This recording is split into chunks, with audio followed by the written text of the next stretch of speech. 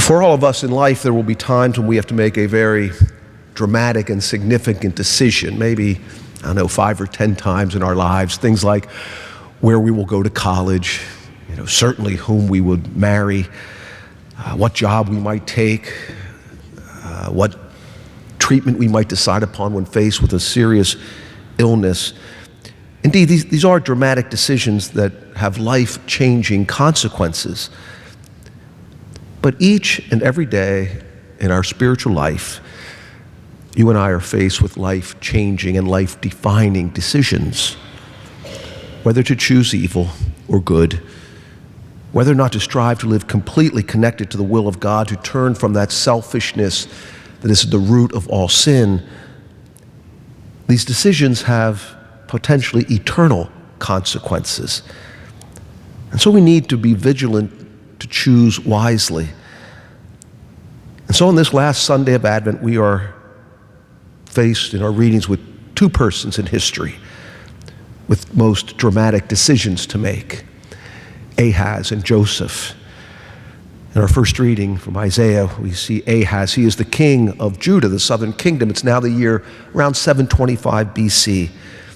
He is of that family of the line of David, the great king through whom the Messiah has been promised. And he finds himself in a very precarious situation. His kingdom is being threatened by the nations of Aram and Ephraim. Isaiah is his counselor in the verses preceding the ones we heard from. Isaiah is instructed by the Lord to tell Ahaz not to fear, to remain firm in faith, not to seek compromise with these invading nations, but to trust in the Lord's deliverance. We then hear the word of the Lord through Isaiah. It's given to Ahaz to ask for a sign.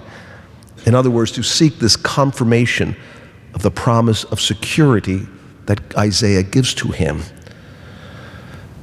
But what does Ahaz do? He refuses the invitation of the Lord. He decides against what Isaiah has told him to do.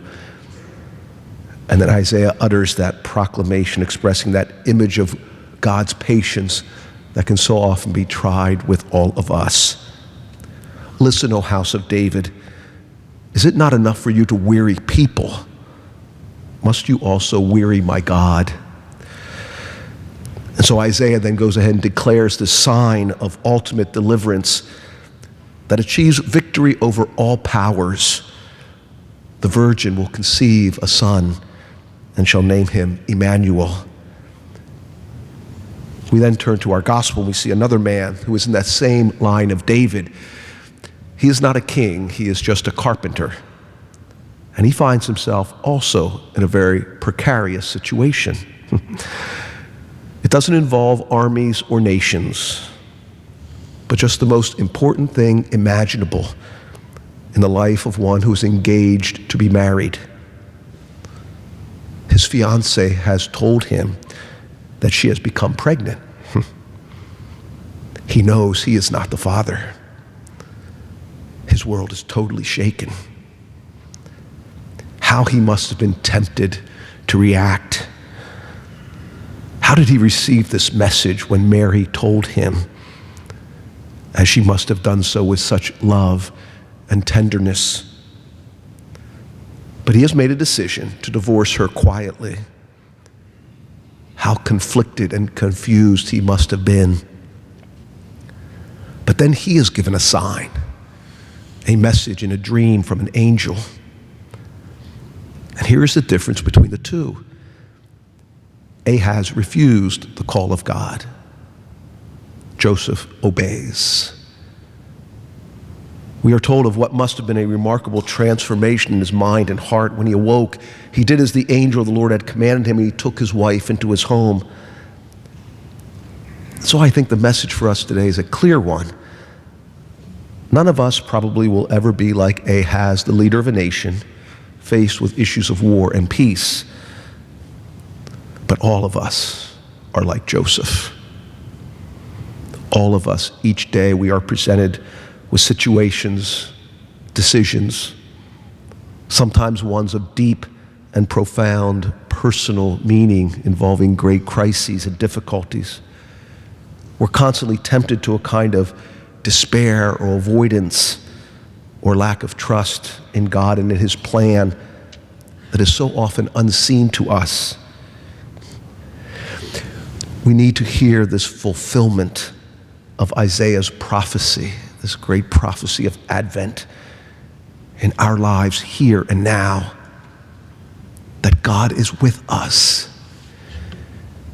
He is not distant and he is not disinterested. The Son of God has been born among us, and he has taken on to himself the same flesh and blood that you and I have.